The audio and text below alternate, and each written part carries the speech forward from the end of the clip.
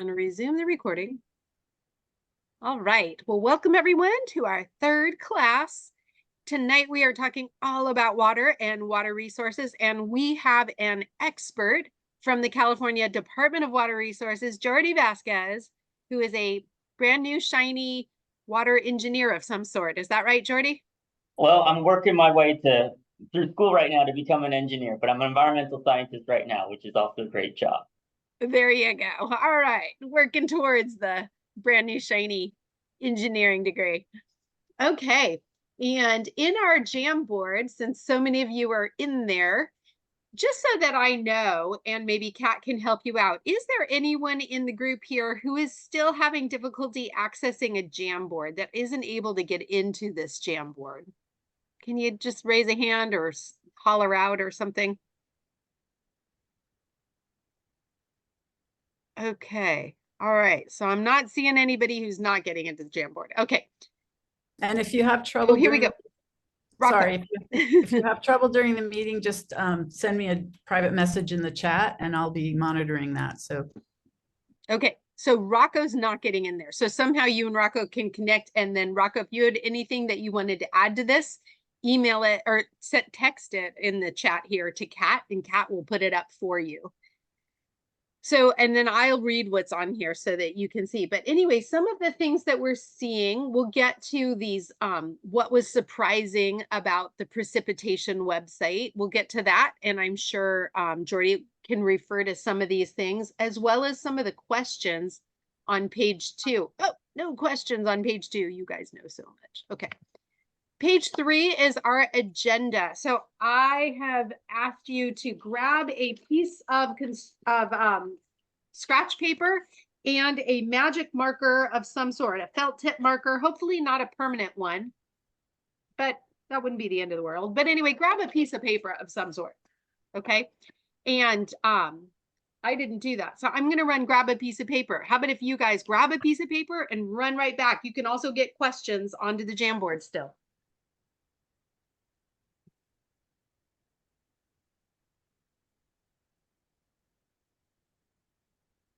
I just reposted the Jamboard for folks who've just joined us. And the okay. There we go. I just did this activity today with a bunch of high school kids. Okay, so we're going to do an activity with this piece of paper. Excuse me. Jordi's gonna talk to us about water resources in California, gonna zero in on water resources locally, and is gonna tie some connections to climate change around all of that. We're gonna do an activity after the break that is focused on adaptation to climate change and some planning like that. And then I'll talk about what our field trip is this weekend. On Saturday, we have a field trip, and that'll be our evening. Does anyone have any questions before we get zooming through here? All right. Lots of people with cameras off. I'm assuming you're eating dinner. So maybe you'll join us after you eat dinner. So I'm just looking on that first page just to highlight what some of the interesting things that people found is on stream ordering and numbering. So like how we talk about streams, the huge size of the San Francisco estuary. I was surprised by the amount of invasive fish that have been introduced in estuaries. Estuaries among the most productive aquatic ecosystems. Most water that reaches streams does so by traveling underground. Yeah, I'm always amazed at groundwater. In fact, we almost celebrated National Groundwater Day, I think was a couple days ago, and Friday is National Water Day or something like that. So live it up. Surprised that 97% of the Earth's water is oceanic. Doesn't quite groove. Wait, 97%. Anyway, Jordi will straighten us out here. I always, 3/4 of the land's mass is oceanic or is covered with oceans, but 97% of the water is oceans. Yeah, there we go. That makes sense. All right, 83% of native fish species are extinct or endangered. Uplifting. Okay, question. Will it be possible to clean waterways enough to eat fish and swim in most of them again? Unlimited, not with the current restriction. So how can we use the waterways? How is the increased salinity in the Sacramento-San Joaquin River Delta due to sea level rise going to be dealt with without compromising habitat? Yeah, tough choices. All right. So Jordy's going to leap into those things, but first let's do an activity that's just a hands-on thing, kind of fun. Take your piece of paper and crumple it up.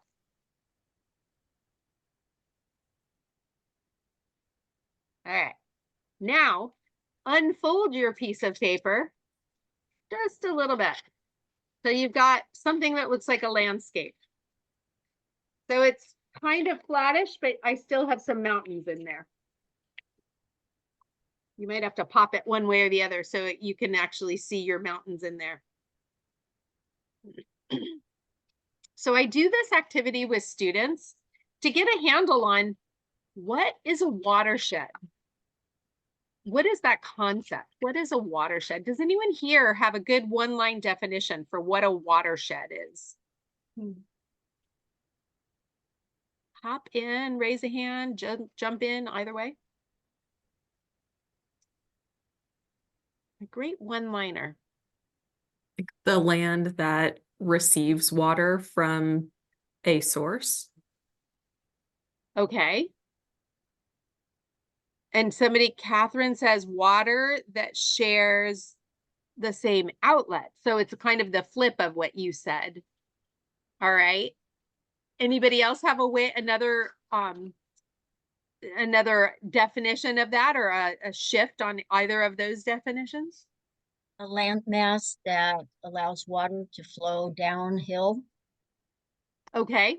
So the water is flowing downhill. So putting all of these ideas together, there's a neat there's an app that we'll look at in just a minute, but one of the ways I define it for students is in a watershed, if you drop a drop of water anywhere in that area of land, it'll all end up in the same place. Well, that's not quite right. If it kept moving, it would all end up in the same place. A drop of water, of course, might evaporate, as one student pointed out to me today. It might soak into the groundwater, as another student pointed out. But if it kept flowing over the land, it would all flow down into the same place. So the ridge to the ridge, if you take your marker that you've got, you can kind of use the side of the marker to color the ridges. And that outlines for you kind of the watershed. So I like to do this activity with blue magic marker, because then you can actually spray water on it and watch the water run down in the watershed. So you can see my picture. The lighting was a little funny. You can see the outline there from ridge around to ridge, right? And I'll let you make a mess with a spray bottle kind of on the break or something, but you can definitely spray water on that and see what happens, where it goes. And what's interesting is now you can start to see, you can imagine now where you're going to have water flowing, like where are the valleys in your watershed model that you've just made. You can see where the valleys are. And I ask students before we spray water on it, I ask them, where would you put your house? Where would you put a farm? Where would you put a city? So look at your model, and this is where you get to use some imagination. Where would you put a house? You want a good view? Do you want to be on the side of a hill, the top of a hill, on the bottom of a hill? Where would you put a farm? It needs to be kind of flat, right? So think that through, and then when you get a chance, after you've highlighted all the tops, take a spray bottle, spray it, make it rain, and then see where that water goes and see what happens to your house and your city and your farm. Has anyone ever done this activity before? Anybody do this with students? Kat did it in class. This is a fun one to do with kids. Even little kids get it. We at the aquarium used to do shower curtain watershed. We used to do this with a big piece of plastic and all the kids' backpacks and everything. And that's pretty fun too. So maybe we'll do that sometime on a field trip or something. All right. So thinking now about this idea of watershed, let's look at the Jamboard. And if you're not able to see this picture, maybe what I could do is I could share. I will Yeah. share my screen because not everybody can see this. And then I'll spotlight it. Okay. All right. So I'm sharing my screen because I'm sharing page 4 of the Jamboard. And what we've got here is the Monterey Peninsula, or part of the Monterey Peninsula. This is actually, excuse me, this is Point Lobos. And Huckleberry Hill, there's multiple Huckleberry Hills, but anyway. So can anyone here take a crack at outlining San Jose Creek? Whoops, let's see if I can. This is correct, right? This is San Jose Creek. Yes? Did I get that right? I think that's right. So who could take a crack who can take a crack at outlining what the watershed, right? So what are the ridges? How could we delineate the watershed for San Jose Creek? You see the creek here, and you see some of these parts running into the creek. Does someone want to grab a drawing tool and see if you can do that? Connect peak to peak to peak. Anyone feeling brave? You can mess up because there's erasers.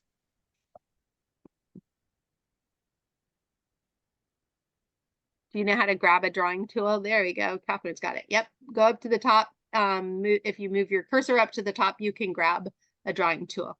Are you all able to do that? There you go. Catherine's starting to. Okay, you got definitely right there is a peak. So we can connect peak to peak, right? And across these topo lines, because that's going to show where the water, it's like the edges of the bathtub, right? I have for you, I think I had for you last time some notes on topographic maps where we have the high points, steep parts, right? Where these are close, kind of ridges. This is like a ridge part. So let's grab. Let's see if I can do it. If we can. I'm not sure if I'm doing a very good job, but there's another creek up there that we can't see. This road here looks like it might be along the ridge. You see that? Are you all seeing what I'm drawing? Yes. Yeah, okay. So that may be kind of more or less roughly, you know, something that's showing the watershed. And then up here, you see all of these are all little creeklets that kind of go down into this one. All right.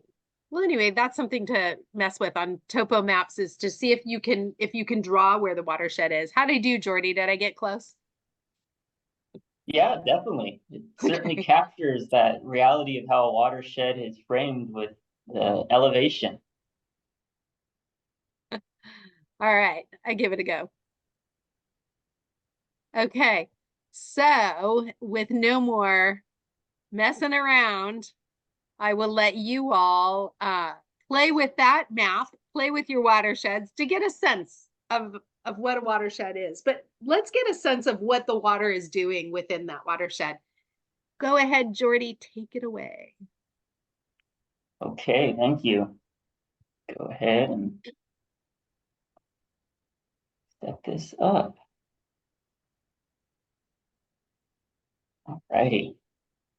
If I could get a thumbs up, people can see my slides. Go ahead and get started. Okay, thank you. Well, good evening, everyone. Hang on, let me just quickly. This is, nope. Oh, sorry. Two screens here. All right, we'll just click it. Anyways, good evening, everyone. My name is Jordy Vasquez, and I work for the California Department of Water Resources. I'm based in our Fresno region office, so I'm pretty far away from all you Central Coast folks. It's currently 77 degrees here. Summer's around the corner, certainly here in the valley. But anyways, I work for Department of Water Resources, and in particular, I work for their climate change program. And so we are responsible for focusing on water resources management planning when it comes to the impacts of climate change, not only for our department, but for water management across the state. And part of the work we do is also outreach and engagement. And it's always a pleasure to present virtually, of course, because I can't drive all the way out to the coast, but present virtually about a quick overview of California water, the impacts of climate change, and what we're seeing. So how about we just dive into an overview of water first, and then we'll kind of do a follow-up about what we're doing specifically for climate change. So something we always like to make clear is the difference between weather and climate. Weather, of course, is being that short-term weather conditions. It could be sunshine, it could be rain, it could be snow, whatever it might be. And then we have climate, which is a long-term average of weather. And that's really important to keep in mind. So, for example, here in California, a November day might be sunny, and then the next day is rainy. But overall, we have a Mediterranean climate where normally we have a cool, wet winter and a dry, hot summer.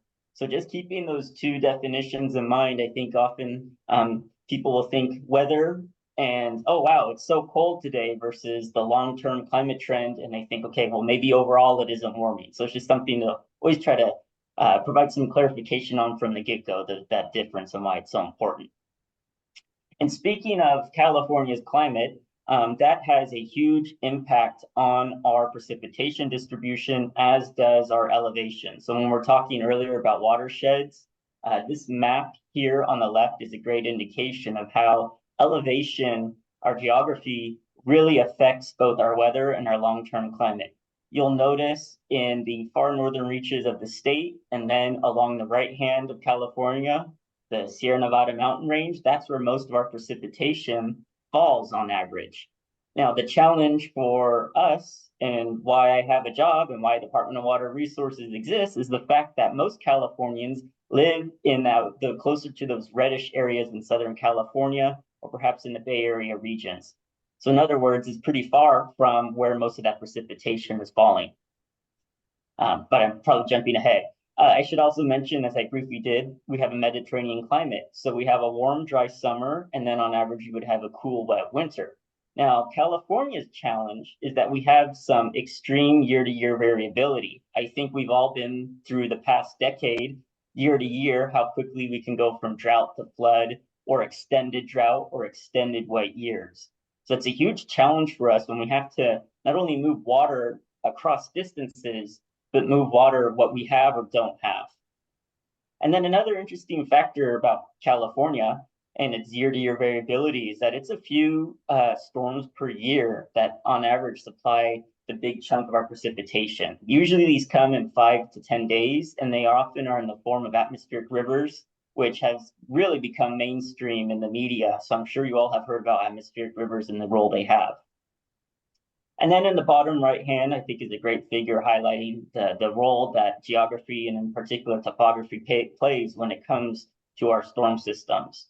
So an atmospheric river coming in from the Pacific will bump up against elevation, in this case, the Sierra Nevada, and release most of that moisture. And then by the time it hits Nevada and the Great Basin states, it's basically wrung out the precipitation for the most part.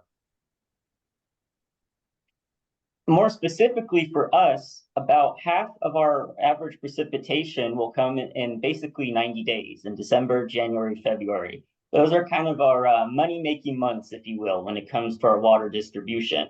And again, highlighting how our climate is distributed, you'll notice on average, we get a really, really small portion of precipitation in those July through September months. And that's why we have such a constructed water management system, so that we can get through those months where we don't have precipitation, but demand will be highest, either from humans or from the atmosphere or vegetation, whatever it might be. Another great way to visualize how we have such great variability is our snowpack. California, historically, the way our water systems were built in the 1960s and 70s was based on snowpack. You could think of snowpack as our savings account of water. So when the snow falls in the wintertime, hopefully it will stay there until around the April, May period, and then it will slowly start to melt and run off into our reservoirs. And I'll explain a little bit more in this presentation about reservoir operations and why that's so important. But overall, snowpack is just a critical aspect of the way we manage our water. But the challenge, as always, is that there's such great variability. So this picture here is from 2015. This is a station where we measure the snow at. We have several different snow sensor stations across the state. But at this time in 2015, there was practically nothing. And that was a pretty severe drought that we were in at the time. But then you'll notice how quickly year to year the variability comes back, right? Just 2 years later in 2017, we had precipitation on average that was around 160% above average. And then I don't think I have to mention last year and how crazy 2023 was. Look at that, 237% of April 1 snowpack average across the state. So huge amounts of precipitation we got in that winter time period. And so bringing all that together, the way our precipitation is distributed away from our population areas, the way it is distributed on a temporal scale where it comes in different times of the year, California has an extremely managed water system. I hope this figure is coming through clear enough, but it's been color coded to show all the different players that exist in the water world. So the blue is the state water project. That's Department of Water Resources. That's the job we do. And so we move water up from our Oroville Reservoir down the Feather River to Sacramento. And then out from the southern end of the Delta, we put it in the California Aqueduct, which you've probably driven over if you've ever been on the 5 or the 152. And then we move it down to Southern California. Of course, we also have the federal water projects that exist, the Central Valley Project, the Bryant Kern canals here on the eastern side of the Great San Joaquin Valley. And then, of course, we have local water players.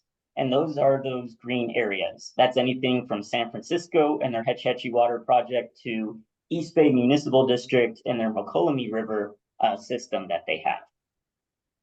Oh, and I should, of course, mention, this is just surface water management. Groundwater is a critical component too. I think you've all been talking a bit about groundwater, and I'm going to dive a little deeper into Central Coast region and how groundwater is so important. But overall, the snapshot here is there's just a ton of players in the water world, and we all have to collaborate together in managing this finite resource we have. When we talk at the state level, who manages water, there are two big departments or agencies. One is the State Water Resources Control Board here on the left-hand side. They are responsible for managing our water rights system. And boy, I'll tell you, that is a complicated system. We have a water rights system that I think we can now acknowledge was not really well built for California and that variability we have, but we're working on that. And then they also work on providing funding for local water systems to make sure that they're providing sufficient water quality for their end users. And then, of course, they do emergency assistance. And speaking of water, let me get a quick sip and then I'll continue with DWR.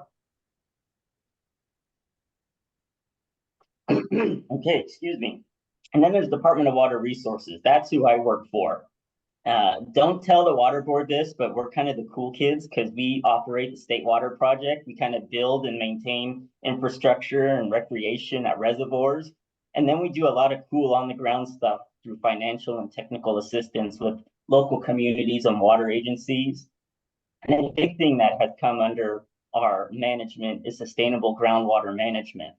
And so California was the last state in the Western US to finally start regulating groundwater withdrawals. And that was a decade ago in 2014. So pre-2014, basically, if you had a long enough straw to go down into an aquifer, you could just pull out as much water as you want. And I think we all know that's unsustainable. And so we're moving to have sustainable groundwater management, not only for today, but into the future. Briefly, I think I covered most of this already, but our department has certainly evolved over the years. Here's a photo from, I believe, 1963. That was Governor Pat Brown at the time, Jerry Brown's father. It's kind of amazing to see how quickly safety procedures have changed over the years. I don't think you could have a crowd of people around an active explosion site to build a dam like that or kick off building a dam. But anyways, the way we manage California's water resources has evolved to recognize that we need to restore our habitats and manage our watersheds and really focus on this idea of multi-benefits. The era where we could, use water in a certain way or perhaps not consider negative impacts or not achieve multi-benefits when we do something is long gone. We really have to be focused on getting our biggest bang for the buck when it comes to water. I mentioned the State Water Project, but I'll go a little more in depth about it. It's about 700 miles in total, and that includes everything from aqueducts to the reservoirs to the power plants that we have. And this water system serves 27 million Californians across the state. We have some in the Bay Area through the South Bay Aqueduct. We irrigate about 750,000 acres of farmland down in the Kern County, Kings County region area. And then, of course, we have our big customers, if you will, down in Southern California with the Metropolitan Water District. So if we zoom in on the Central Coast here, the state has basically broken up regions of the state into something called hydrologic regions. And these regions are basically divvied up because they have similar climate, they have similar watershed types, etc. And so when we look at the Central Coast, this is a good snapshot where the various watersheds within this region are pretty similar to each other. So here we have the Central Coast region. It's quite extensive, as you can see, from north to south, so pretty big. And then within that, as I mentioned, as you all were just talking about, we have the watersheds. And this is where I think things get pretty interesting. So we could see all the different boundaries of the watersheds that exist. So there's the Carmel River watershed right there by Monterey and Pacific Grove. And there are just a variety of watersheds that exist within this hydrologic region. So if you recall the figure I showed about the different water players, now you can even imagine how much more detailed and in-depth it gets at a watershed scale there. Now, even though this previous figure is focused on surface water and the watersheds that might exist, if we think about groundwater, here is a snapshot of groundwater use in the state. About 40% of all water comes from groundwater in the state, but this will vary very much region by region. So for example, San Francisco Bay Area, the majority of their water supply source will come from surface water. And then down where I'm at in the Tulare Lake region in Fresno, you could see there's a pretty big difference there between surface and groundwater. But most interestingly for you all perhaps is the Central Coast water supply. So almost 90% of your water supply comes from groundwater sources. So it's really critical to consider conservation and using water wisely. The reason I say that is groundwater, it's not just a sponge, right? Once you pull all that water out, you have tons and tons of soil and dirt and earth, whatever it might be. And once those aquifers collapse because you've withdrawn that water, it's very, very hard and it takes a very long time to restore them. So I think I like to say, at least in the Central Coast, the value of water is huge because where it comes from is a very finite and limited source that isn't limitless because it's mostly groundwater. That said, the water managers, you could think of them almost as investment portfolio folks because you want to have a good portfolio to lower your risk. And so something that was built in the late 70s is the coastal branch of the State Water Project. If you recall, I talked about the 700-mile long system. We have the coastal branch that goes out towards the San Luis Obispo area and will terminate close to Santa Barbara. And through interties, we're able to have almost a backup supply water source to Santa Barbara if need be. And then other communities along the coast there, we have a water supply backup, if you will, through the State Water Project if need be. So it's interesting the way water is managed in the Central Coast, but it's a portfolio nonetheless. So I mentioned how groundwater withdrawals, once you start withdrawing water more than you're recharging it through either natural processes like precipitation in the wintertime or managed recharge, it can lead to a variety of problems. For one, your well could go dry. If you're a small community or a private well owner, obviously that's you don't think about water until you don't have it. At a larger scale there, if you have huge subsidence going on because you're pumping out water so much, that could impact infrastructure, and it could impact even community water systems because their wells have now gone dry, or perhaps their canal system has sunk so much from ground subsidence it's no longer efficient in moving water. Anyways, not to be all doom and gloom, but this map here shows some of the aquifers in the Central Coast region, and the color code is the orange is overdrafted, and those are high priority basins that need to basically have a sustainable groundwater withdrawal and recharge balance. And so there was as I mentioned, the law in 2014, it's called SGMA, Sustainable Groundwater Management Act. And basically it requires these different basins that are orange or yellow on the map to collaboratively come together and establish a sustainability plan. They have until 2042 to fully implement this plan, but they have to basically lay out how they're going to balance their groundwater withdrawals in a sustainable manner so that we don't have continued collapse of these limited aquifers or other negative impact. So it's a pretty big lift for these groups. And as I mentioned, pre-2014, if you had a long enough straw, you could pull out as much water as you want, but we just know that's not sustainable in the long term. And so we're dealing with it. Jordy, can you Yes. talk, and maybe you will, or if you won't, maybe you could throw the names in now. Can you talk like on the local level, what are the names of the agencies that have to do that balancing? Like we have, the state management, but we have a local management as well. Absolutely, that's a great point. So the way SGMA is designed is locals know best. And so these basins that you see on my screen, they basically had to form something called groundwater sustainability agencies. Basically, neighbors and water agencies, local governments, whoever it might be involved in water, came together and they formed these groundwater sustainability agencies. And so they're the ones in charge of sustainably managing their groundwater, and they're responsible for coming up with a plan together about how they'll do that. Then they go to the state and say, here's our plan.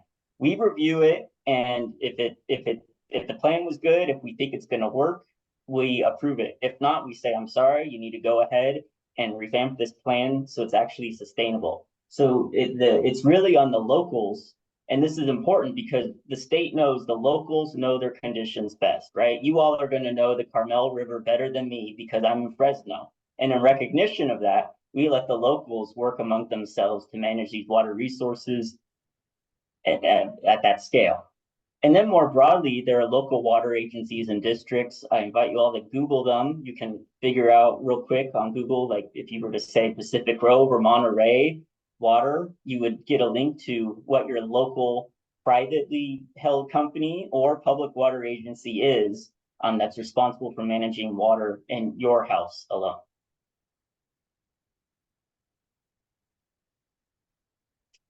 So with that kind of background about the Central Coast and the kind of challenges, if you will, that exist in managing California's water, going back to the weather versus climate, of course, weather being the long-term average of weather conditions, what's changing in this overall picture is that our climate is warming up.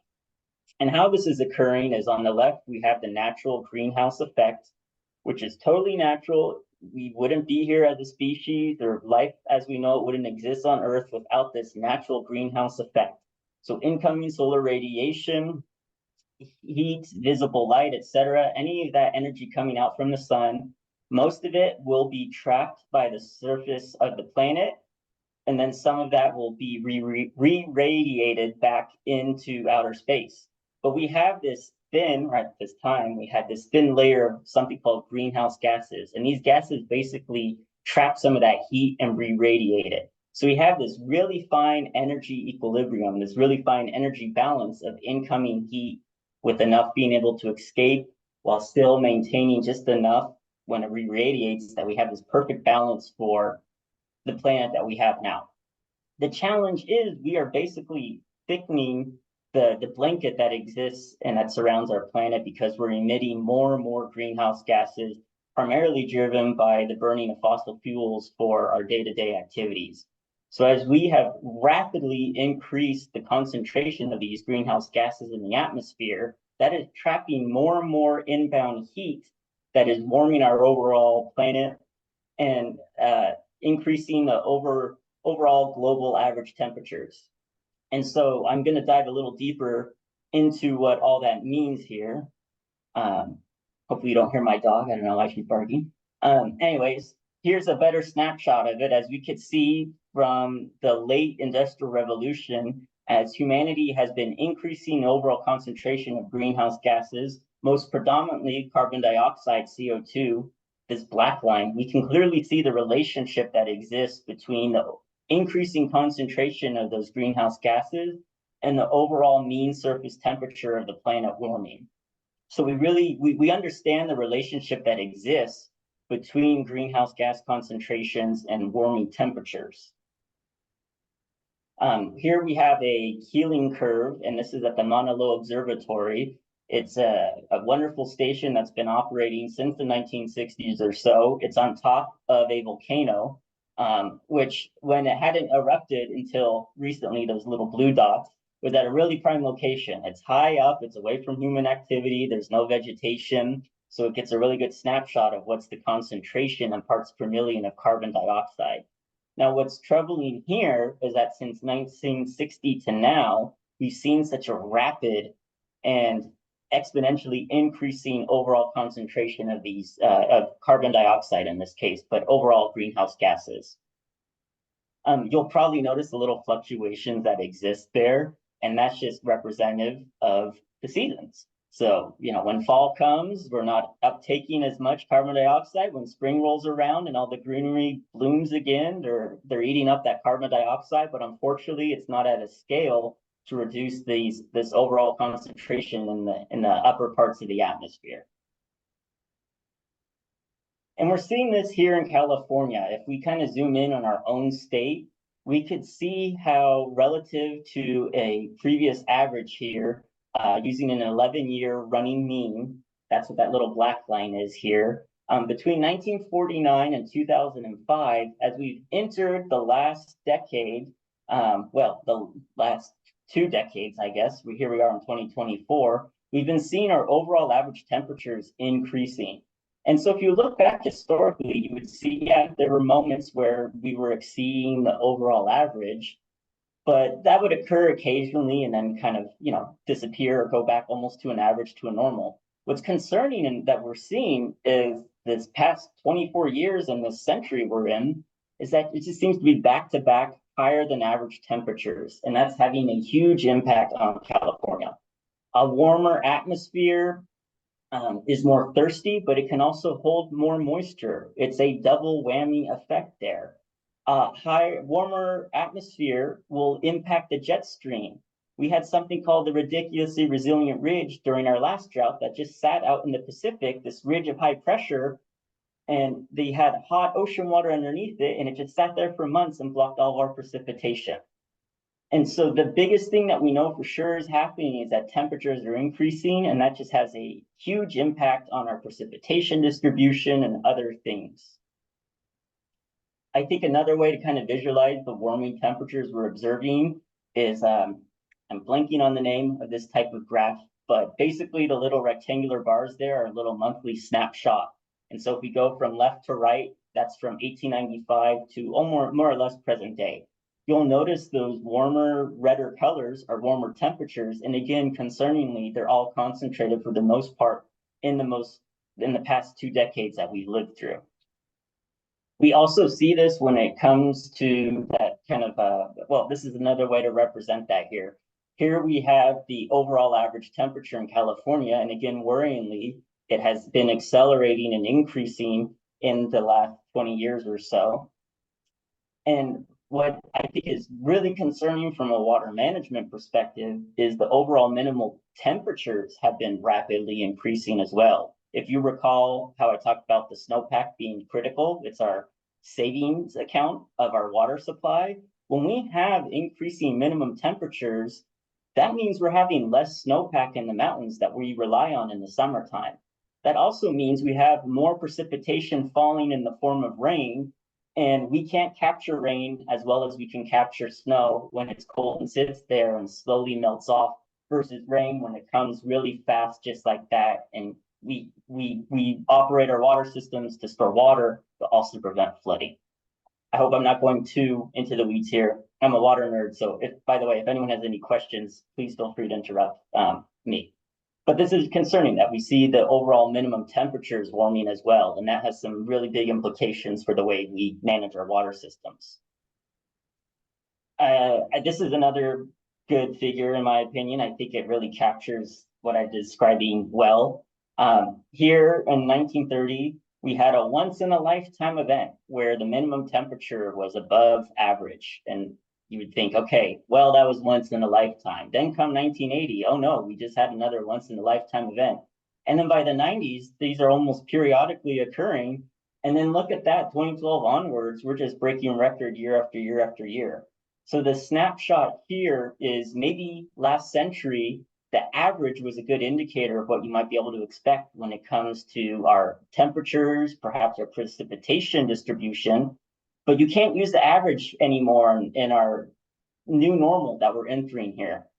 The average isn't a good predictor. The previous average isn't a good predictor of what we might see going into the future.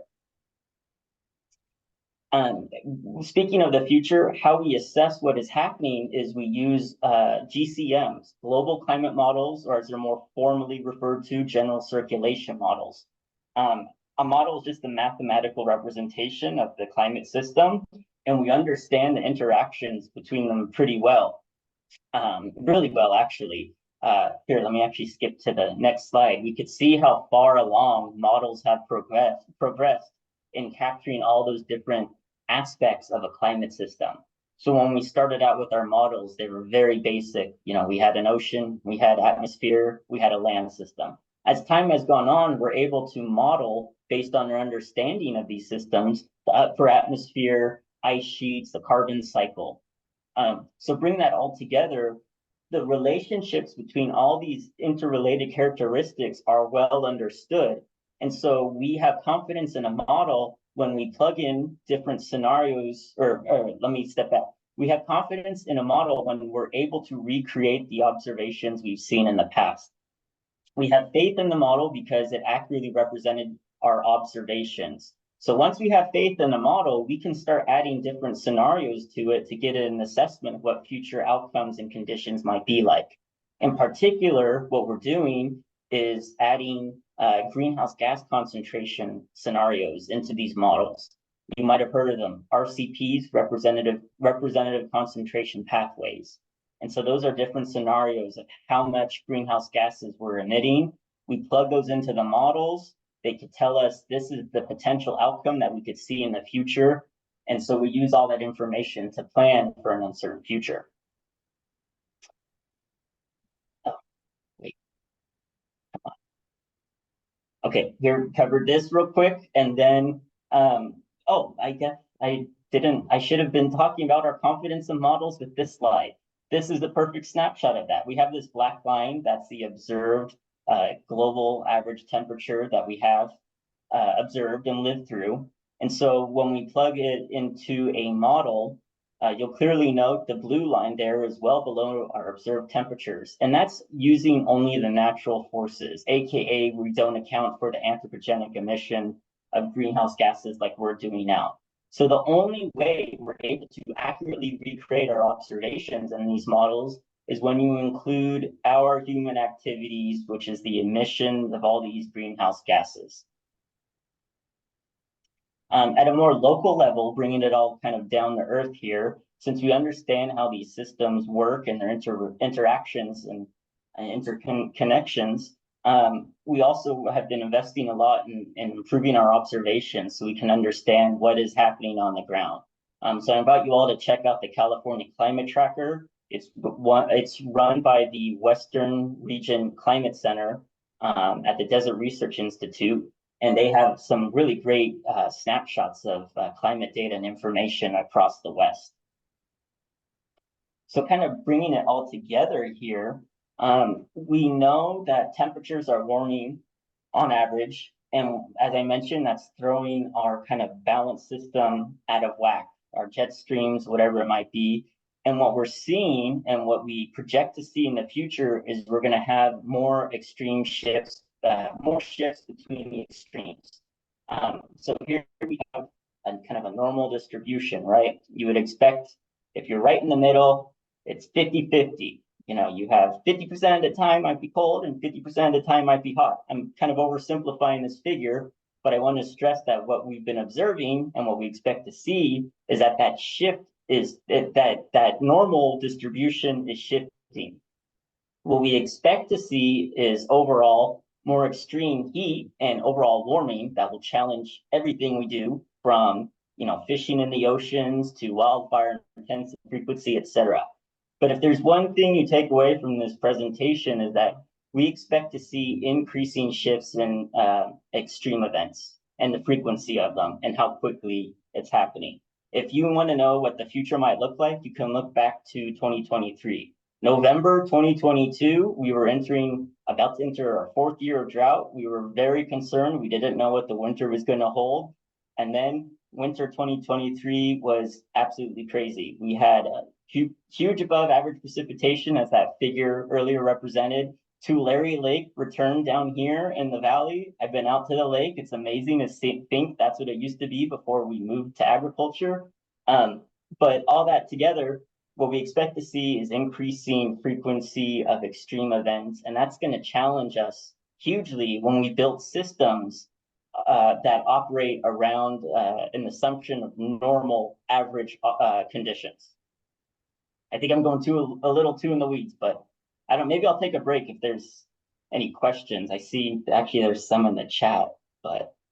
Yeah, Kalia had a question way back when we were looking at wells or groundwater, and her question had to do with private wells, and if those orange and yellow areas have private wells, or are they mostly just municipal and agricultural wells?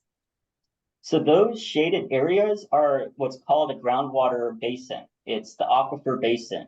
And so just like a watershed, underneath the ground, you have aquifers that will have different geologic conditions. One might be hemmed in. Go back to that figure really quick. I think it'll be a little more clear if I go to there. Okay, maybe I won't. I think I'm frozen on my end. Anyways, basically, you could think of those groundwater basins as watersheds. So the geology is going to vary from groundwater basin to groundwater basin, and that's how we basically break them up. So those areas are basically a snapshot of what is the underlying groundwater conditions. Depending on the geology, if it's mostly sand, it might have a ton more water than, say, fractured granite in a different groundwater basin. But that's basically what those are. And when it comes to the difference between private wells and commercial or municipal, that's a really good point. And that's been a big challenge for the state, is when we have a small private well for one house, when it goes dry, it can be really challenging a system. It's expensive to drill a well. It takes time to drill a well. And there's some distress too, that they don't want the government to know that they're facing issues, or they think, oh, this isn't a government problem. This is my problem because my well went dry. But as a public agency, we have a duty to provide water to all Californians. So that's been a huge struggle, especially in our most recent drought, is supporting these smaller community water systems, or even just private wells, ensuring they have access to water. I hope that kind of answers. It's interesting to note that there's communities in Monterey County that don't have access to water. There's towns in the South Salinas Valley that don't have water. Yeah. Ben, go ahead. I was just gonna say I was in November. I think no, gosh, when was it? It was in August. We were out in Monterey County touring with some of these communities, and it was pretty remarkable. On either side, they had irrigation sprinklers going, but these community members were having to buy bottled water or have water trucked into a tank because their well wasn't deep enough, or the water quality surrounding them because they had a small canal was not good enough. And it's kind of mind-boggling to think in California, in the United States of America, in 2024, we have these challenges of where almost 1 million Californians don't have access to safe or secure water. Anyways, we'll perhaps get onto that later. I'm sorry, was there another question? Let's see. We've got a question about this is a really hard one to answer, Chris, because it depends a lot on the environment, but can you give a sense of the time frame involved in recharging a depleted aquifer? Yeah, I think you gave a great answer. It's really hard to say. It's going to depend on the geology, how permeable, right? How quickly the water is going to pass through the soil. What's the distribution of the different geologic layers? Is there clay there that blocks water? How badly depleted is it? If you kind of dry out the soil completely, you don't have that effect where the water can kind of soak up the other water or pull in the other water. So it all really depends. It's something the state and academia really wants to understand at a local level. And so we've been flying helicopters all over the state with these sensors that basically measure what the underlying geology is so we can determine where's the best area to do drill wells to basically recharge groundwater. And if we can find those good spots, we can put water back down into the ground and let it percolate under all those other layers that might not otherwise allow water to get through. So it does definitely depend aquifer to aquifer, and it's something we're really trying to understand. So you have to use a helicopter instead of just like a stick that's kind of pointy at one end and you shake it. That doesn't work anymore. Well, we want to understand how deep these are going. Yeah. The way But I actually saw a guy try to do that in Michigan, and they hired him to like tell us where to dig the well. And I was like, right there is where to dig the well. It's at the base of the hill. That's where to dig the well. And no, they had to get a guy with a stick to do it. So anyway. Oh god, yeah. There is a famous guy for that in San Diego. The book is on my bedside table, but you all should read the book. It's very interesting. It wasn't Cadillac Desert. I'm blanking on the name. I'll follow up with it, but they talked about how they called on him to find the water in San Diego, and then a huge flood occurred, and he left town because he was going to be sued for it. Coincidence, of course, but anyways. Were there any other questions or? Yeah, Catherine threw one in there. She asked, can you talk about areas of special biological significance watersheds? Ooh, I can't, unfortunately. I don't know much about those, but I will say that it's something now that we recognize. So basically, watersheds are the source of our water. And so the better care we take of our watersheds for both benefit of ecosystems and then to have enough water for humans, like step one. Back in the day, the way we did things was it's all about humans, whatever, the watersheds. Okay, well, we just need the water. But now we recognize the importance of sheds and having that fine balance between preserving unique ecosystems. But by doing so, we have the benefit of better quality water and more water that then us humans can use. So again, that idea of achieving multiple benefits in the way we manage our water. That's the best answer I can give you, unfortunately. I'm not super into the biological side of that. All right. Anybody else have questions while we're at this little kind of transition here? Okay.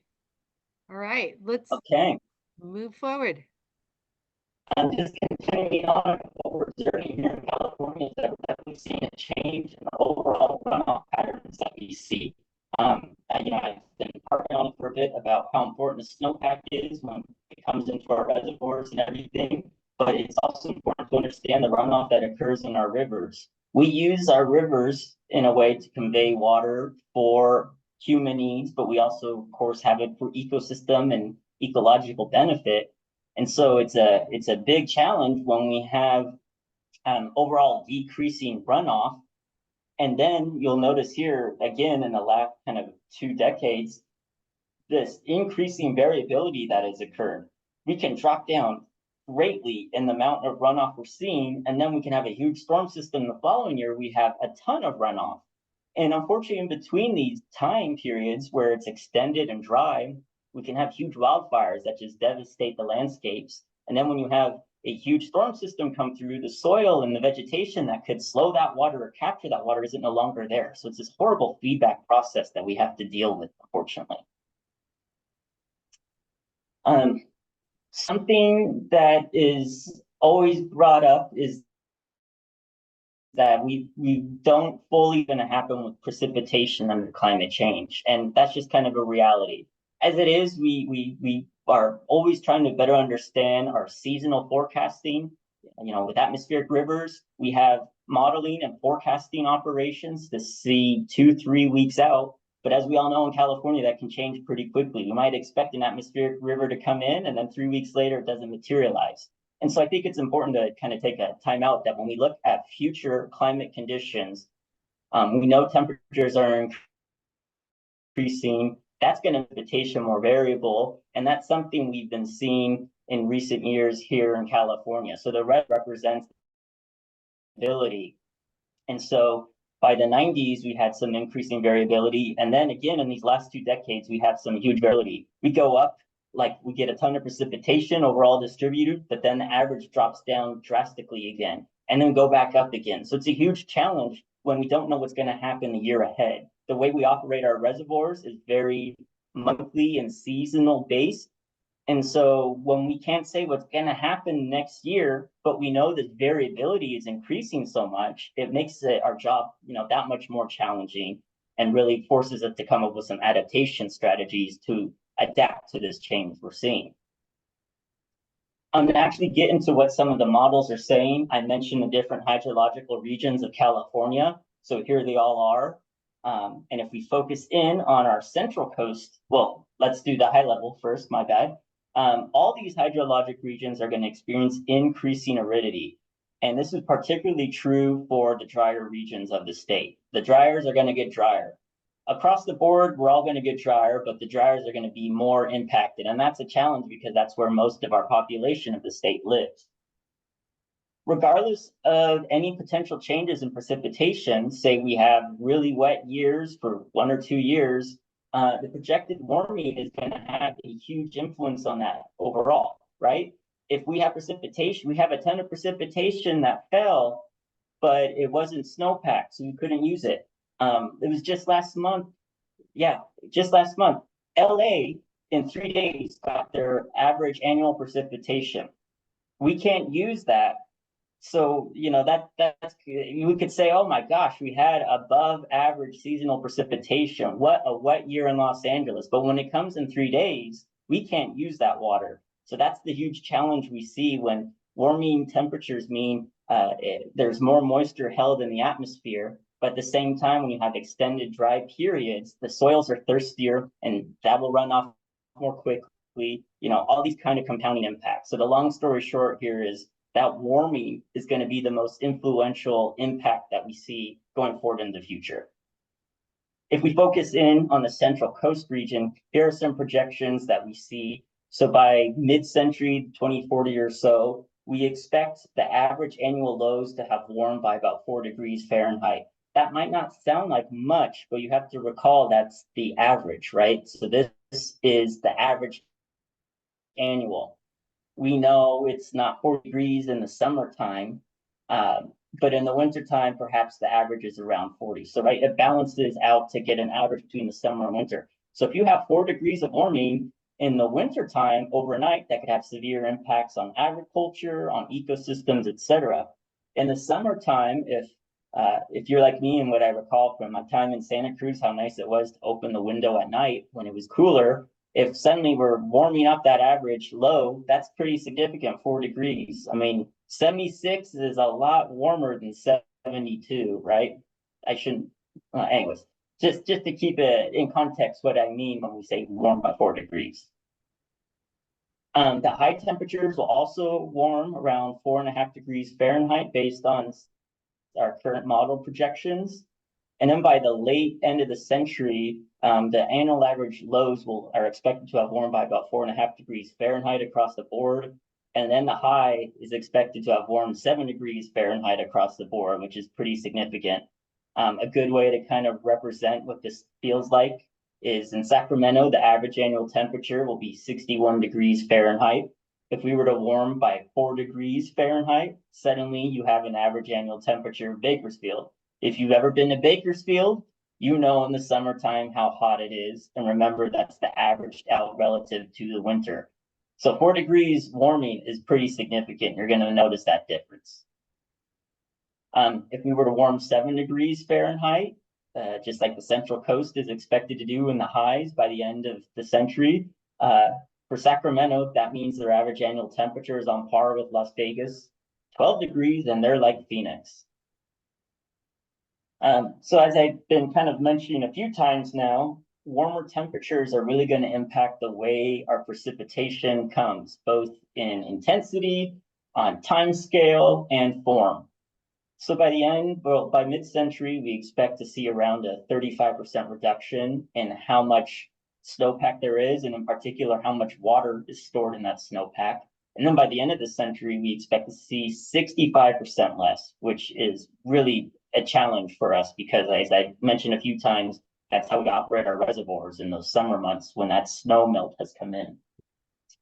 Overall, we also expect to see changes in those runoff patterns. Again, if we have more rain than snow, that throws off all the rivers, both for their natural flows, but also for our reservoirs.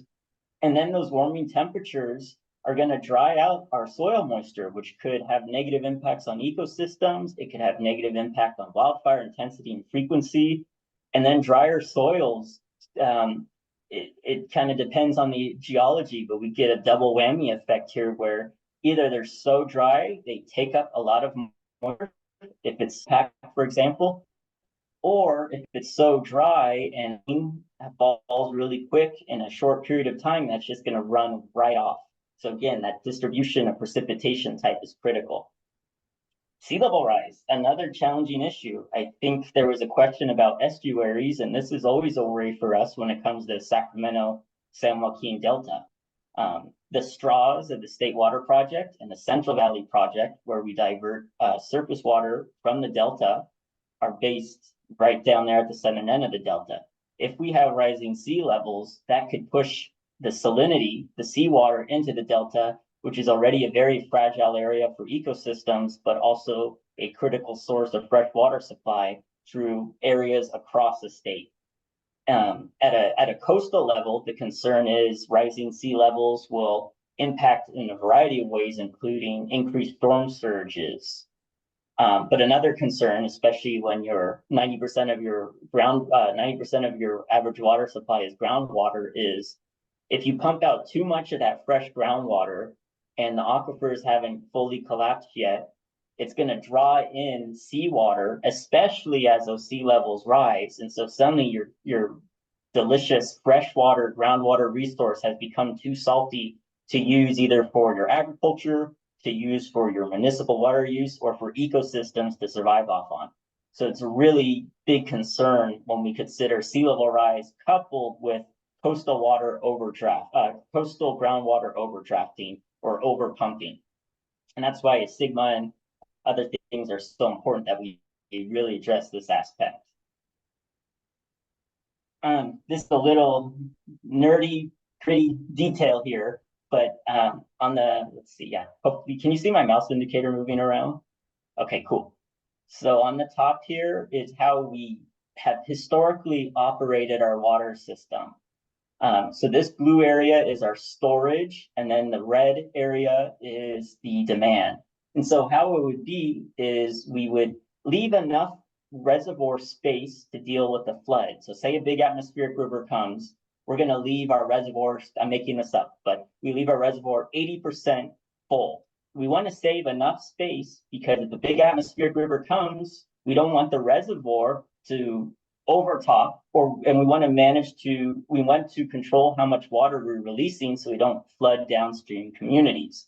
So the water manager's dilemma is how much to store and save versus how much to release, because you have to balance the two. In the immediate, You don't want to flood your town, your community in the winter, but you want to save enough water for those dry summer months. The challenge that I've repeated several times now is kind of what's going on now and into the future down here. When we have these storm systems that are no longer snow and are coming in quickly, like Los Angeles, 3 days of precipitation, suddenly you have to leave a lot more storage in your reservoir to deal with those flashier flood events so that you don't flood your community. You might accidentally release too much water, not accidentally, you might release too much water to prevent flooding. And then come summertime, you don't have the maximum amount of reservoir storage that you would want to get through those summer months. So that's our challenge in the way we manage our reservoir systems going forward into this warmer future and this future where we shift between wet and dry extremes so quickly. On our river systems, we're already seeing this. So this, I believe, is, I cut it off, but this should be the San Joaquin River, which is the one down here in Fresno. The historic is that red area where we see the peak runoff occurring around the April-May period. That's when the snowpack would melt and run off into the river. What we've seen in more recent years, unfortunately, is that peak runoff has shifted much earlier into the season. For one, that throws off the biology. The salmon are confused, other species are confused. You dry out sooner than you would like to before we enter these hot summer months. And then on the other hand, for the water manager, it's a big challenge because, like the figure to the left, how do you balance the two? How do you balance this inflow of water while storing enough to save into the future? And I think this is my last slide before we talk about what the heck we're doing about all this. But something we're dealing with is compounding impacts. This was a sad figure. It's unfortunately a good snapshot of the challenges we face. So we had an extreme drought in 2012 through 2016. It was eclipsed by our most recent drought in terms of intensity and all that. But anyways, at the time this paper came out, so we had drought 2012 through 2016. Then 2017, that winter, we had a really wet winter. I think we all remember how wet it was. I was in Santa Cruz still at the time, and it was crazy wet. A lot of these older trees and well-established vegetation couldn't handle that 4-year drought, so they would pass on. But then you have the ton of undergrowth, fuel growth basically of all these other little types of vegetation that occurred in such a wet winter. Then go back to 2017, December 2017, the Thomas Fire, all these huge wildfires in December in Southern California, because all that underbrush and growth had dried out and we were back to drought again. It wasn't raining in the winter time. We had these large fires. Bring it all together, unfortunately, what we saw in Montecito in January 2018, we had a pretty strong atmospheric river come into the Santa Barbara area. The hills were devoid of vegetation because of the fires. The fires basically are hydrophobic. I mean, the soil is hydrophobic. It won't absorb water, so all that water rushes off. There's no vegetation to hold the soil, and we had deadly debris flows. So these are kind of the challenges that, it's related to the management of water resources. We have to consider all these different impacts, whether it's fighting wildfires or preparing for increasing frequency of debris flows because our precipitation patterns have changed. Anyways, let me take a break there. I'm a water nerd. I go in depth. I'm happy to take any other questions right now, if there are any. So there are some great questions, but what I'd really like to do is I'd like to give everyone a little bit of a break because the questions I think that people have asked are really funneling right into some of the things that we're going to get into talking about solutions next. Okay. So it is 7:10, folks. Let's take a 5-minute break and come back at 7:15. And I got a couple of questions about where to record attendance for the field trips. So I added those columns to the connection sheets. Current rapid climate change. And that is the emission of these greenhouse gases caused by human activities. And so if we look at California in particular, the vast majority of our greenhouse gases are a result of our transportation activities. We have our car culture. I would love to take the bus here in Fresno. It's just there isn't a route that gets me to work, and it just unfortunately doesn't make sense. I have to drive to work. I hate to do it. At least I work from home 3 days a week. anyways, just our society, our state was built up around transportation, and that's where the majority of our emissions result from. Then we have industrial activities, and then something that is third, but increasingly shrinking overall, is emissions resulting from our electricity production. I'm going to get into that a little bit more detail, but this is just a snapshot of the emissions that we see in California. And so understanding how this is the driver of climate change, is these emissions of greenhouse gases, this is where mitigation plays such a critical role. Mitigation, of course, means to reduce, remove, or prevent in the first place the emission of these greenhouse gases. There are a few ways we could do that. Using new technologies. This is California. We are the cutting edge tech center of the world. There's a lot of research going on throughout the UC system and the private world to figure out new technologies.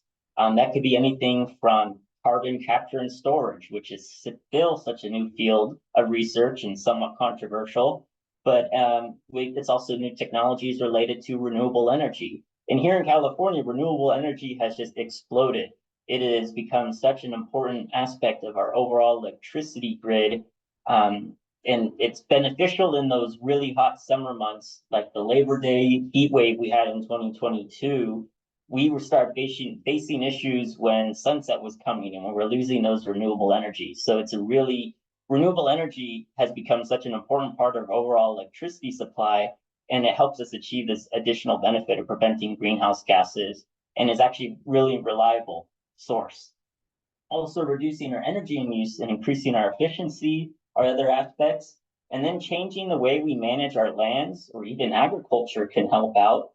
In particular, if we focus in on carbon sequestration.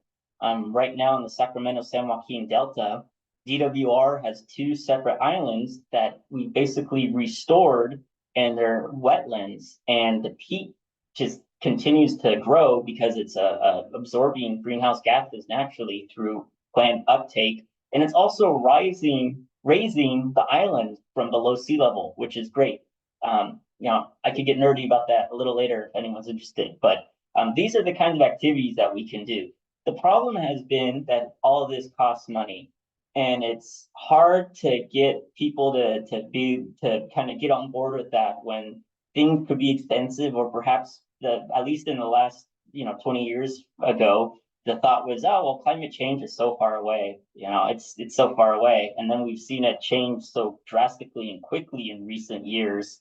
I think there is certainly among some policymakers this kind of reflection that, oh, it's going to cost us more now because we didn't address it sooner than we did.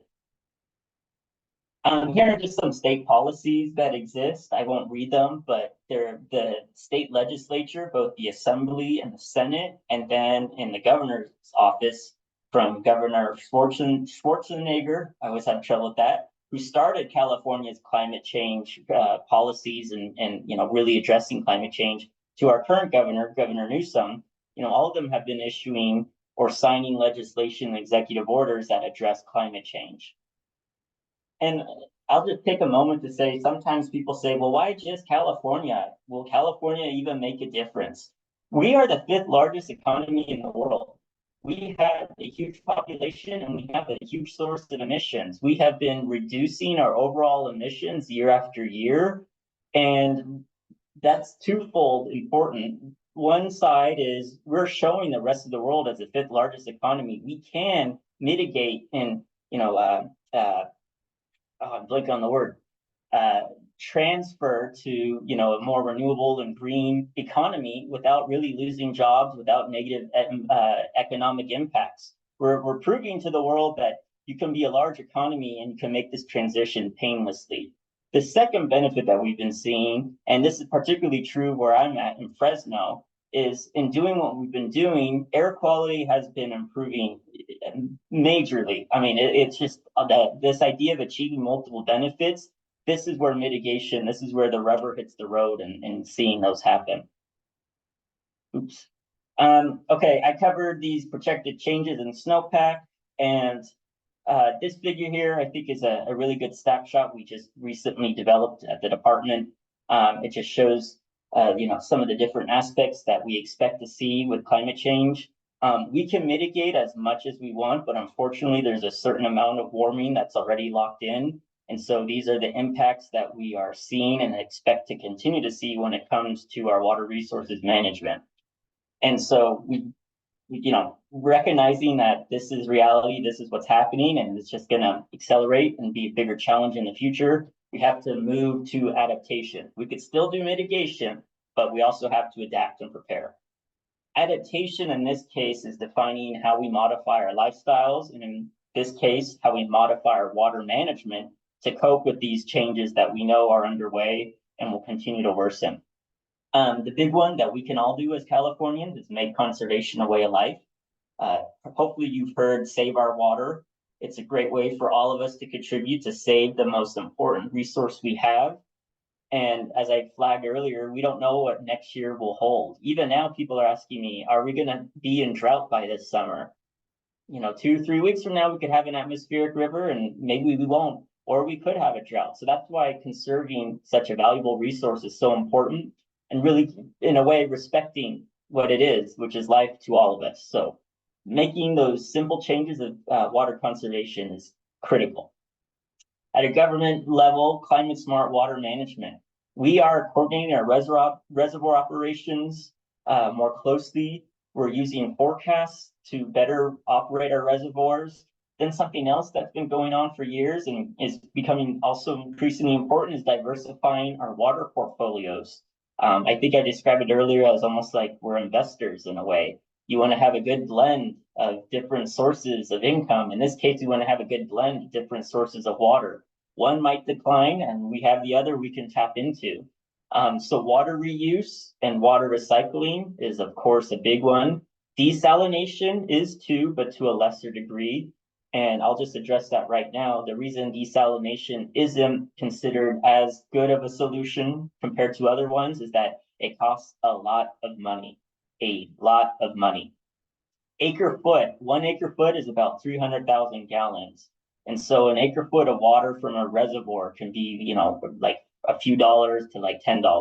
Desalinated water, if I'm remembering this correctly, they might have changed the prices. We're talking about almost like $1,500 per acre foot of water. And so the end user does not want to pay that kind of money for water unless they absolutely have to. The other side about desalination is that it's extremely energy intensive. And then we have the challenge of what to do with the remaining salt. And so if we have a coastal desalination project, there are challenges there from the energy and then the impacts of what we do with the salt. At a smaller scale, what we can do, and this happens here in the Central Valley, is we can desalinate groundwater. It's a little bit saltier than fresh water, so we can desalinate it and safely remove the salt without it being a big negative impact on the environment or other aspects. So there's diversifying your water portfolio is definitely kind of a local-based solution, if you will.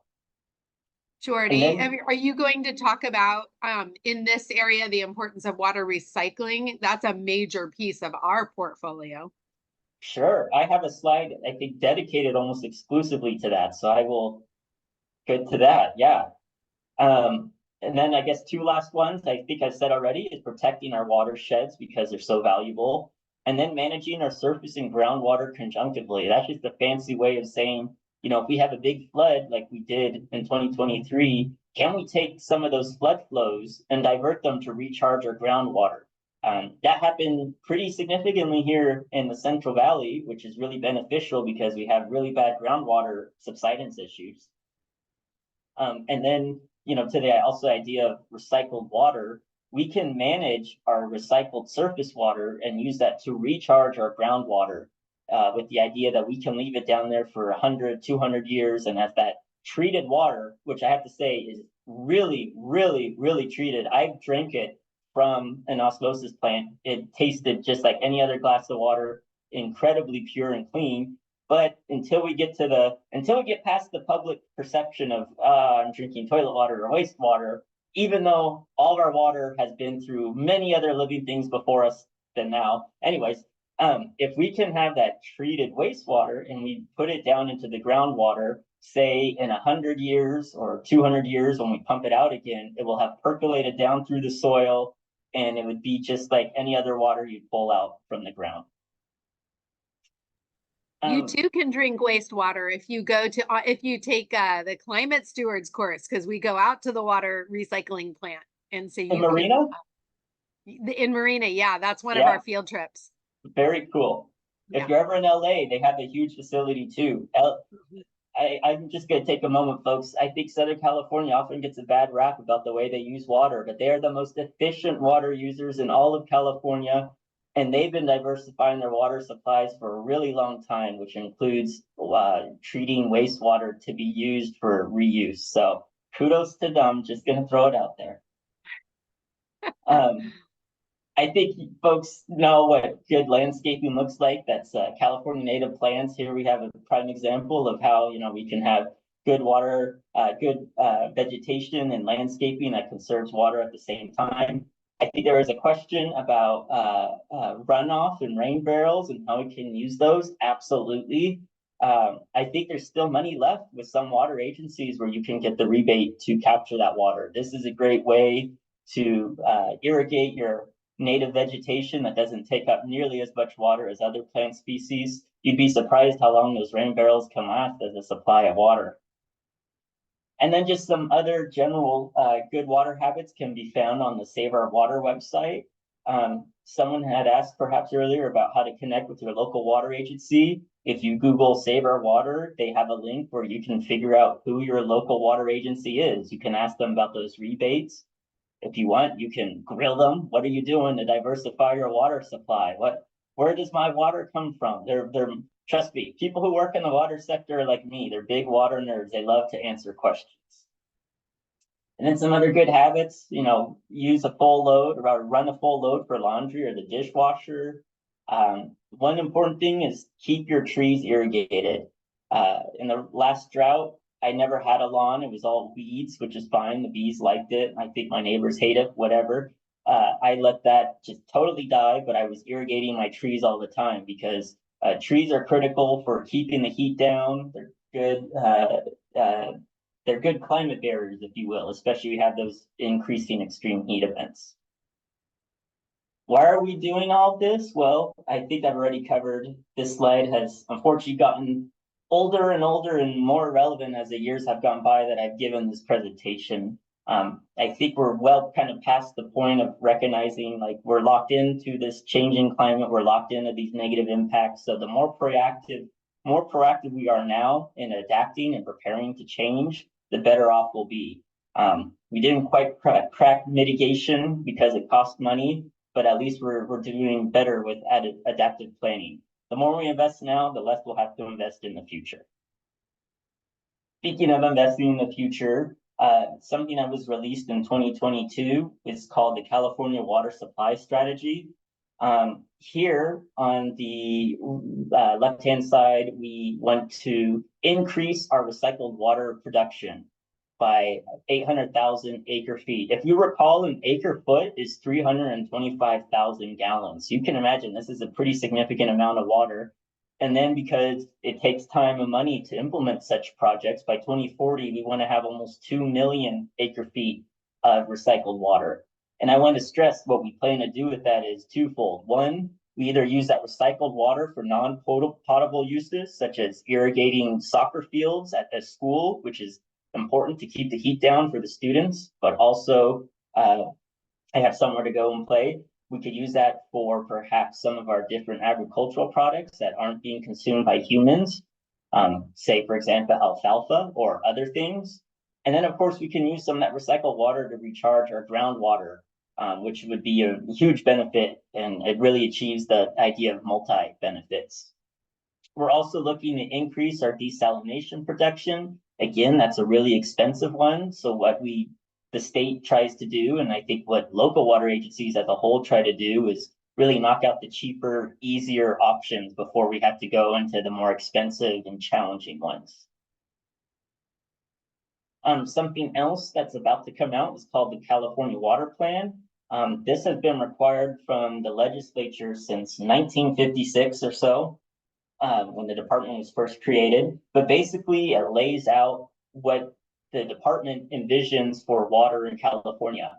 This report goes to the legislature reads it, and then they keep it in mind when they consider different funding or bills or laws that relate to water. So this is kind of our way to be like, honorary assembly member. This is what we recommend that we consider doing as a state when it comes to our water resources. Update 2023 is focused on 3 big themes: climate change and understanding the science and what we expect to see and how we plan for that. Watershed resilience. We really are really focused on watersheds. We need to take care of them because of the benefits they provide. And then equity in water management. 1 million Californians don't have access to safe or secure clean drinking water. How did that happen? Decades of water management decisions that didn't include everyone at the table. So we really want to change the way we do that going forward. Bringing it all together, we can mitigate and reduce our emissions so we lessen the impact of climate change going forward. I think the world is headed in the right direction. We have increasingly aggressive pledges to reduce our overall emissions, and there are ways forward where we can mitigate some of the effects we expect to see. But then on the other hand, as I mentioned, we already have a certain amount of warming locked in and negative impacts, so we have to adapt and be prepared for that change. In between there, in this Venn diagram, we have some multi-benefits. The one I will most focus on to wrap up is water conservation. I don't know if people ever consider this, but it takes a lot of energy for water. You have to move that water. You have to treat that water. You have to heat that water. And so when you save water, you save energy. And vice versa. When you save energy, you save water. It takes a lot of water to produce a solar panel. It takes a lot of water to cool some of these natural gas facilities. And then if we have water, we can also generate hydropower. So overall, we focus on building climate resilience through both mitigation and adaptation. And with that, I'll conclude with a image that I think always captures California pretty well. Today's fire danger, I'd say, is pretty low. Happy to take any questions. All right, we have a little activity plan, but let's get the last few questions that folks have. Is anything come up that we haven't, that Jordy hasn't gotten to yet? I did see one in the chat about rising groundwater and pollution. Yes, your question about how do we monitor water quality, that is something that's becoming increasingly important. Our friends at the Water Board are in charge of water quality. We have sporadic monitoring. It's going to take money and time to have a better monitoring network. But it also means that we need to inform our fellow Californians about what's going on. I mean, I've said it several times tonight, locals know best. And, this idea of citizen science is critical too. People, we want to work with people on the ground. If they could tell us if they're seeing water quality issues, or if they can help us in a voluntary capacity to, take a water sample or something along those lines and send it our way, that would be great. So we have to act on data, and the more data we have, the better we can respond and mitigate these impacts. So stay tuned. Definitely an area that we want to better understand so we can help all Californians. Yeah. And if anybody's really gung-ho, they can go out at 7:30 with me tomorrow morning. I'm going to meet a bunch of high school kids at Carr Lake to look at water quality in the middle of Salinas. There's lots of opportunities. Yeah, I did a few years ago. I think it was called the Watershed Keeper. I forget, but it was this USGS program where you monitored all the inflows to the Monterey Bay in one day. So you get a snapshot of what's going in. I don't know if they still do that, but it's pretty cool. The water snapshot. Yeah, snapshot. okay, yeah, great. Yeah. All right. Well, we have an activity. Are we going to, Jordy, what's your thought to get into this activity? Sure, if there are no other questions. If anyone does have questions, I don't mind being grilled. So just saying, I don't mind. If not, yeah, let me, do you want to pull it up, or shall I pull it up and walk through it? I've got it right here. So let me, perfect. wait, let me copy these 2 links and let's see if it'll copy like this. I don't think it will, but let me just start. Okay. All right, so the top one is a document. And the second one, the resource management strategies, does that, oh yeah, that is a link. Okay. So the top one is a document like a worksheet. And the second one is the information that you would use to do that. Do you want to introduce what they're doing in this activity? And then I can put people into breakouts to work on it. Perfect. Yeah, so we're gonna do this little activity. You're gonna be a regional water manager for the next 15 or 20 minutes. And so basically you get a snapshot of what's going on in the Central Coast, what's your average annual precipitation, so you get an idea of what's coming into your water budget. You have an idea of the population and the total storage, and then of course, what's the demand? You can make the relationship between the number of people and of course, how much agriculture is there, so you get a sense of the supply and demands of the water balance. Then we have some just general facts about the Central Coast and what's going on there. And then based on everything we kind of talked about tonight and using the resource management strategy sheet, you can go ahead and identify 3 climate change vulnerabilities for this hydrologic region.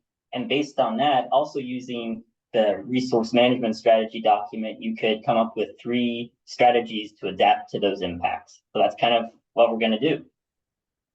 All right. Okay. So were people able to get to those 2 links? I don't want to send you out of here without having access to those 2 links. The top one's the worksheet. The bottom one is the like strategies that you're going to need. And then I'm going to put you in a room working with 3 people, and let's give to start with like a good 10 minutes, and Jordy and Kat and I will check in with people to see where you're at. I can't remember how much time we gave for this last year, Jordy. You think 10 minutes is not enough? Probably you want to do like 12 minutes? Yeah, 12 minutes. Yeah, I think that's Okay. good. So that You takes guys us will up need- to yeah. 7:50. Okay. All right, here we go.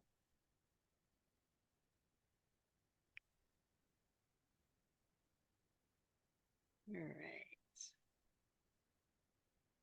And I didn't assign you Kat and Jordy because we can leap into different rooms and just kind of check in, because you've done this activity, Kat, I think last time.